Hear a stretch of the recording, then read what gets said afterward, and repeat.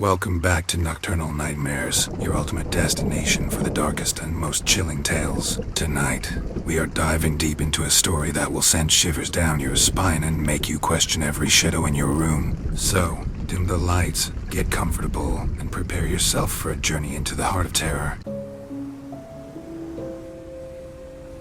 The man approached the bridge as he normally did. A crimson book tucked under his left arm, a dim lantern held in his right.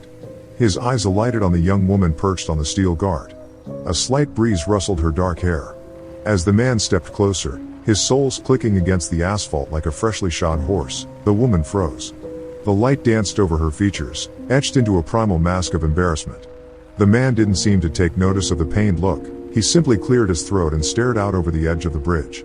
When he finally spoke, it was with the voice of a patient librarian, the kind that doesn't need to help you with finding the right book, but went to get it for you anyway. This old mill bridge is haunted, you know. No one in town, old side or new, would say otherwise. Everyone knows someone whose soul has been taken by the myth of this place. Despite its multiple repairs, the ramshackle construction seems ancient within its landscape. These pillars that used to be support beams, carrying the weight of the original wooden covering, stand as charred reminders of the history of the bridge. Various names inscribed on these pillars memorialize the dozens of people who have lost their lives here. They're all carved in the same writing, the kind that requires a tremendous amount of effort to etch deliberately into the surface of the weathered oak, and a lot of emotional toil from the carver, haphazardly inscribing the name of a loved one whom they'd never see again. Emily Jones was one carver, a mother in her early 40s, whose son had been found in the brook below. The red Camaro had torn through the old oaken barrier of the bridge, and had shattered below. Right down there. The bridge's side rails were rebuilt, this time with that cold steel you're gripping so tightly. They used to be oak logs. The hole was there for a while though. It served as an example for others never to drink and drive, as the 3 boys who had been killed were coming from a party in Newtown. Their grandparents wouldn't have approved of their companionship, but that's at the back of most people's minds when they're invited to a high school party. When they had finished their night out, Alex Jones claimed with neither slurred speech nor unbalanced step that he was okay to drive. Nobody questioned him. He had then proceeded to shatter a bottle of red wine onto the white living room carpet, staining it with a deep crimson splotch. And even as the host poured salt over the rather minimalistic white carpet, trying desperately to exorcise the stain from the pattern of rivulets in the rug, the other 2 boys, George Reynolds and Michael Smith, got into the car with Alex anyways. He was the designated driver after all. Children who trudge through the creek for fun still find pieces of the red paint chips and glass from the car's frame around the banks of mud, scattered as they are like flecks of blood rising up from the dirty waters, despite the time that's passed. The woman shifted slightly. Not enough to move herself from the edge of the bridge, but enough to count it as a shift, rather than a tremble. The fall will kill you. You know, if you're still wondering about that. The gurgling water echoed up to the unlikely pair, piercing the silence that followed.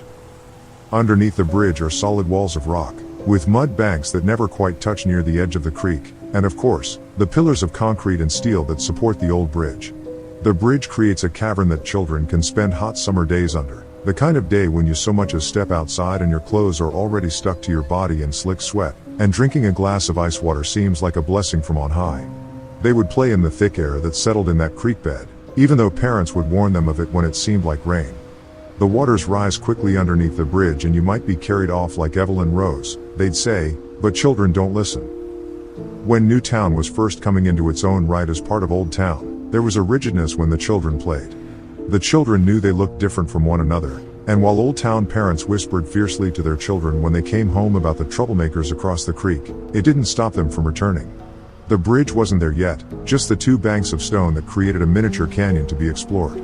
Those early explorers didn't mind who was what color, as long as everyone followed the rules, but when they grew into adults as the bridge was finally being constructed, they learned the hatred from their parents.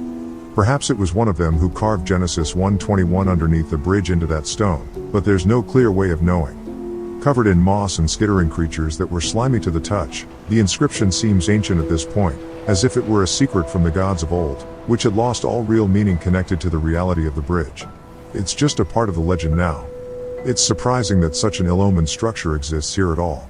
Over there's the old Presbyterian church with that enormous steel cross right at the side of the road, as a sort of lighthouse for those needing aid, and on the other side of the street, St. Francis Catholic Church, whose name always has to be capitalized, but whose parking lot is much smaller than their neighbors.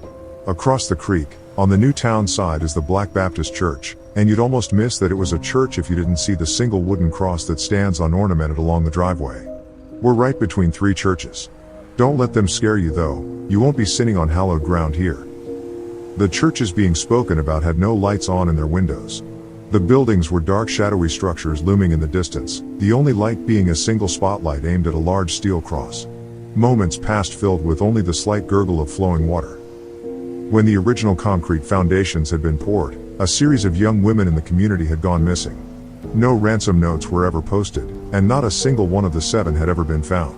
In 1923, the people of Old Town didn't expect this kind of tragedy. They blamed the other side for their missing girls. And there were rumors that the bodies of the women had ended up in the concrete foundations. These rumors reached the police and the foundations were ripped up, but no bodies were found. It caused the original construction of the covered bridge to be delayed, but sure enough, the moment the new concrete foundations were in place, the rumors flew wildly again. Hushed muttering in town hall meetings were as violent as the waters below the bridge during the flooding season. As people called for another search of the foundations, the rumors poured forth, uncensored and violent. The construction company wouldn't let them do it again. The new bridge had to be built to connect the new half of the town. It was a matter of infrastructure. It needed to happen. There was almost an 8th girl who went missing way back in 1923, but the soul of the bridge claimed her as part of its own, nice and clear. When the bridge was finally finished, there was an opening ceremony, and the mayor was the first person to drive over the bridge, unifying Old Town and New Town. His daughter, Catherine Moore, was waving from the backseat. She went to the white school in Old Town, and this would be the only time she ever visited New Town. She wasn't one of the children who played in the creek, she was the mayor's daughter after all. She wore a beautiful dress with sunflowers on it, and a wide-brimmed hat that made her look like one of those movie stars, Edna Purviance or Jane Winton. They found her body hanging from the bridge's overhead rafters with a coarse rope around her neck, still wearing the same dress with sunflowers on it. They seemed to move as real sunflowers should move when they found her, swaying in the wind, dancing toward the beams of the flashlights. There wasn't any sign of a struggle, but people couldn't imagine it as a suicide. Not her. Her name was the first name scratched onto the bridge. Apparently 8 was enough to blame someone, anyone, for the missing girls. The police arrested Jordan Brown for it. He was given the death penalty for it. The police had to catch a criminal somehow. It needed to happen. It was a matter of infrastructure. His name was put on the bridge out of spite by someone almost 13 years later, right above Catherine Moore's. It needed to happen. The woman opened her mouth. The man paused. She closed her mouth. He checked his watch. Moments passed filled with only a slight gurgle of flowing water and an indistinct ticking. The original covering of the bridge made it seem like the maw of some great monster, its mouth open wide to swallow the next poor soul. The empty darkness that lingered in that space of the road always felt colder, and one could imagine, as they lingered in that space, that they stood breathless at the bottom of the ocean. It always felt like there needed to be an extra gasp for air when one emerged from the bridge in the darkness. The dead air didn't sit right in the lungs. When the covered bridge caught fire in 1988, people originally thought that was going to be the end of it. They thought maybe the fire would clear up all the spirits resting in those timbers, as if they were simply bats hanging from the roof. The bridge didn't need to be covered in the first place anyway, most people claimed, knowing that they would miss the archaic symbol of the town. The hopes that maybe the bridge wasn't still haunted went away when official reports came out about the arson. A young man, high on some kind of hallucinogenic, seeing demons only he could see, but everyone knew lurked under the roof, set the roof ablaze with a makeshift torch. Matthew Halter had imagined himself as some sort of saint, exorcising the spirits trapped there. You should have seen him that night, eyes wild and fierce, a man on a mission. When he lit the structure, he hadn't expected the rage of the inferno that consumed the bridge. One might have seen it as the gates of hell opening to swallow this courageous fool, who had believed he could alter the devil's structures himself. The way the fires licked the supports, crackled through the ancient timbers, and devoured the dry wood brought down the roof far sooner than Halter had anticipated. There wasn't much left to identify his body from how the fire ate away at his form, but there was enough. Enough to be able to write his name on one of the remaining pillars. People considered not writing his name on the pillars, since he had tried so hard to cleanse the bridge. But his name had to be written all the same. It needed to happen. The woman's arms were trembling slightly. Her gaze didn't leave the darkened riverbed. The man traced the charred edges of the beam with his finger. The lantern's candle had run low, but was still burning merrily.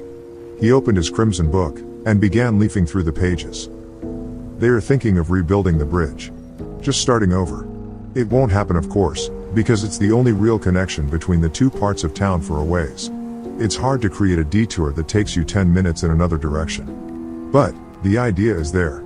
It feels colder now, don't you think? If they replace the bridge, who knows what'll happen to all those names. They might get put onto the new bridge, but that doesn't seem right, does it?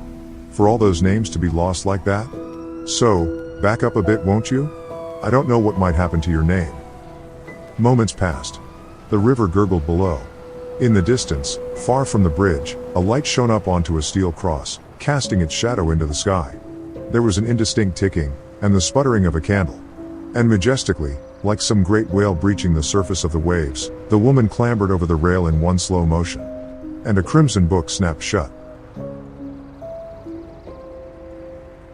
If you enjoyed the story, do not forget to hit that like button, subscribe, and ring the bell so you never miss a new tale. Share your thoughts and fears in the comments below. We would love to hear from you. Until next time, stay safe, stay scared, and remember, the darkness is always watching.